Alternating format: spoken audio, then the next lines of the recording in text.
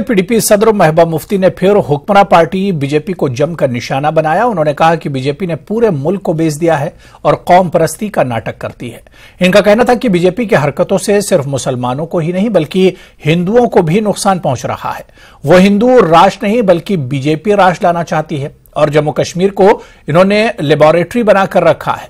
मुफ्ती ने पूछा कि जम्मू कश्मीर को डोगरा सीएम देकर बीजेपी क्या कर लेगी। आज आप लोगों ने वो शक दूर कर की। यहाँ तो बहुत ही खूबसूरत तकरीरें की, सब लोगों ने बहुत कुछ बोला। चाहे वो कल आपको मालूम है, कल शिवरात्रि भी थी और कल महराजुल आलम भी था। तो उसी में सारा मतलब है हमारे मुल्क का, हमारी रियासत का, जम्मू कश्मीर का, कि एक साथ त्योहार मनाना है। एक ही दिन ऊपर वाले ने भी दोनों त्योहार एक ही दिन लाए। ये क्या बताता है, ये क्या पैगाम देता है हमको कि हमने जम्मू और कश्मीर वालों, हिंदू और मुसलमानों, सिखों, इकट्ठे मरना है, जीना है, त्योहार मनाने हैं, सब कुछ हमारा इकट्ठा है। और इनका मकसद क्या है? ये सही कहा इन्होंने कि ये तो लेबोरेटरी है, जम्मू कश्मीर तो लेबोरेटरी है। यहां से तो टेस्ट होता है, प्रैक्टिकल यहां से शुरू हो जाता है, उसके बाद पूरे मुल्क में ये खेल खेलते हैं। मैं जम्मू के लोगों से आज कहना चाहती हूं, अगर आपको ये दिखाना चाहते हैं कि हम मुसलमानों के पीछे पड़े हैं, आप इस ख्वाब में से, ख्वाबे खरगोश में से बाहर आ जाओ। ये जो आपको बताते हैं कि हम यहां कुछ पता नहीं क्या मुल्क बनाना चाहते हैं, ये कोई राष्ट्र नहीं बनाना चाहते हैं, ये बीजेपी राष्ट्र बनाना चाहते हैं, जहां पर जो लोग इनके साथ, चाहे हिंदू हो मुसलमान हो, जो इनके साथ रहेगा, इनको वोट देगा, इनको वोट ना भी देगा, बाद में ये खरीदते हैं उसको, वो इनके साथ है। जो इनके खिलाफ होगा उसकी हालत मुसलमानों से भी बदतर की जाएगी। आप दीवार पे लिख के रखो इस वक्त। मुझे ये बताइए, जो बाहर के मुल्क हैं, जो मुस्लिम ममालिक है, क्या वो मुसलमान नहीं है? पर उनके तलबे क्यों चाटते हैं? अगर मुसलमान को साथ इनको इतनी नफरत है तो मुझे बताइए उनके तलबे क्यों चाटते हैं ये लोग? किसी मुसलमान का घर तोड़ के ये आपको खुश करने की कोशिश करेंगे, ये कोई खुशी की बात नहीं है। घर टूटता है तो दिल टूटते हैं। और किसी भी सरकार को ये कहते हैं हम जी जमीनें लेंगे, उसके बाद अस्पताल बनाएंगे, पार्क्स बनाएंगे। मुझे ये बताइए जम्मू के अस्पतालों का क्या हाल है? क्या वहां सब कुछ ठीक ठाक है? क्या वहां इंफ्रास्ट्रक्चर है? क्या वहां डॉक्टर है?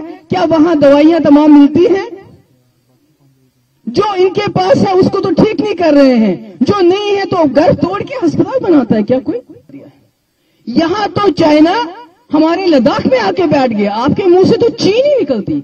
और जो पार्लियामेंट में इसके बारे में बात करना चाहता है उसको माइक बंद कर देते हो। जो बात करता है, ये कौन सी जमहूरियत है? कोई बात करता है तो उसको कहते हो कि भाई इसको एक्सपंज करो, इसको रिकॉर्ड से निकाल दो। ये कौन सी बहादुरी? जो कहते हैं बहादुर है हमारे लीडर, ये कौन सी बहादुरी है कि आप एक राहुल गांधी की बात से डर के उसको एक्सपंज करवाते हो, उसको रिकॉर्ड से निकालते हो? ये कौन सा सम्राट है? मुझे बताइए। हमने तो बड़े हिंदू सम्राट सुने हैं, हमने तो बड़े बड़े पृथ्वीराज चौहान और भी बड़े बड़े जो हैं, कितनों का मैं नाम लूं, वो तो सम्राट थे। मगर ऐसा सम्राट नहीं देखा जो चीन ने 2000 स्क्वायर किलोमीटर में कब्जा किया और सम्राट के मुंह से ची तक नहीं निकलती। आज लद्दाख के लोग जम्मू में बैठे, दिल्ली में बैठे हैं, वहां का गवर्नर तब्दील किया गया। जम्मू के लोगों सबक सीखो इससे। जब वो इकट्ठे हो गए करगिल और लेह के लोग, तो उनको गवर्नर तक चेंज करना पड़ा। मगर जब तक कश्मीर के लोग और जम्मू के लोग अलग रहेंगे, मुझे ये बताइए सबसे ज्यादा खरीदारी जम्मू में कौन करता था? वो मुसलमान होते थे ना। मुसलमान के रुपए में कोई अलग शक्ल होती है क्या? गांधी जी की फोटो होती है ना उसमें भी, हाँ, उसमें भी गांधी जी की फोटो होती है। तो ये जो हिंदू मुस्लिम का इन्होंने जम्मू में ये बनाया है, ये फसाद खड़ा किया है, इससे बाहर निकल आओ। खासकर जवानों से, जम्मू के नौजवानों से मैं कहना चाहती हूँ जो इस वक्त ज्यादातर ड्रग एडिक्शन के शिकार हुए हैं। यहाँ मुफ्ती साहब ने 3 साल सरकार बनाई, हजारों की तादाद में रहबर तालीम टीचर लगे, उसमें हिंदू नहीं थे क्या? और शायद जब आजादी की लड़ाई लड़ रहे थे तो तब शायद ये अंग्रेजों के साथ मिले हुए थे, शायद उनके साथ भी, क्योंकि अंग्रेजों के खिलाफ तो कुछ नहीं बोलते हैं। अब जब बीबीसी की फिल्म आई तो अंग्रेजों के खिलाफ हो गई, क्योंकि उसने फिल्म जो थी वो सच बोलती है। तो इसलिए मैं आप सबकी शुक्रगुजार हूं कि आप लोग आए। मेरी गुजारिश यही है, डर के नहीं, सीना तान के जाओ। हमें जम्मू के लोगों के मैं वोट के लिए यहां नहीं हूं, मैं कुर्सी के लिए यहां नहीं हूं, मगर अगर इस रियासत को बचाना है, इस मुल्क को बचाना है, तो शुरुआत जम्मू वालों आपको करनी पड़ेगी। इस मौके पर महबूबा मुफ्ती ने कहा कि सुप्रीम कोर्ट के जजों को रिटायरमेंट के बाद आला ओहदे दिए जा रहे हैं। कारगिल के लोग दिल्ली पहुंच गए, और जब आप दिल्ली में बात करते हो तो उसकी गूंज पूरे मुल्क में घूमती है। मेरे जम्मू के लोगों, इन्होंने सब बर्बाद कर दिया।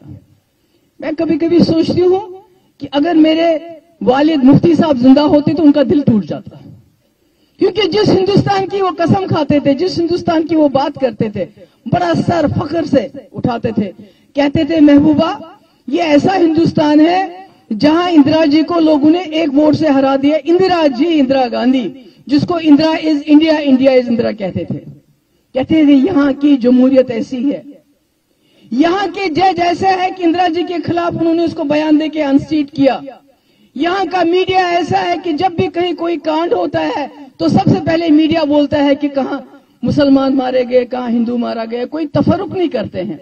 मगर आज देखिए हमारी जमहूरियत का क्या हाल है।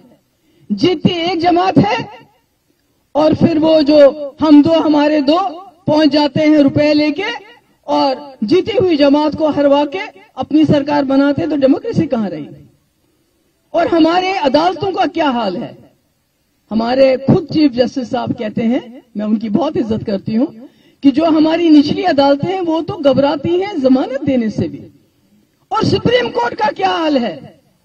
अभी जज साहब रिटायर नहीं होते हैं, चाहे वो अयोध्या मामला में जिन्होंने फैसला दिया हो, चाहे ट्रिपल तलाक हो, चाहे डीमोनेटाइजेशन में हो, अभी वो रिटायर नहीं होते हैं तो उनको गवर्नर बनाया जाता है, उनको राज्यसभा मेंबर बनाया जाता है, उनको कुछ और बनाया जाता है। तो फिर जुडिशरी रही कहां। इस मुल्क की ताकत क्या है। Judiciary, democracy, media. और मीडिया को तो मैं बोलना ही नहीं चाहती हूं। मीडिया का क्या बोलूं मैं। वो तो सुबह शाम दिन रात कुछ दाढ़ी वालों को बुलाते हैं, कुछ टीके वालों को बुलाते हैं और आपस में लड़ाते हैं। और मैंने कई बार अपने लोगों से बोला है कि कुछ चैनल्स हैं वहां पर आपको नहीं जाना चाहिए, क्योंकि वहां आपकी बात सुनने के लिए नहीं बुलाया जाता आपको, वहां आपको इस्तेमाल किया जाता है। वहां नहीं जाना चाहिए आप लोगों को। उनकी चैनल्स पिछले 1 साल से मेरे पीछे पड़ी है, हमें इंटरव्यू दे, मैं नहीं जाती हूं वहां पर। और आप लोगों को भी इन चैनल्स पे नहीं जाना चाहिए, पूरा बाइकआउट करना चाहिए। वो बोलते रहे जो बोलते हैं।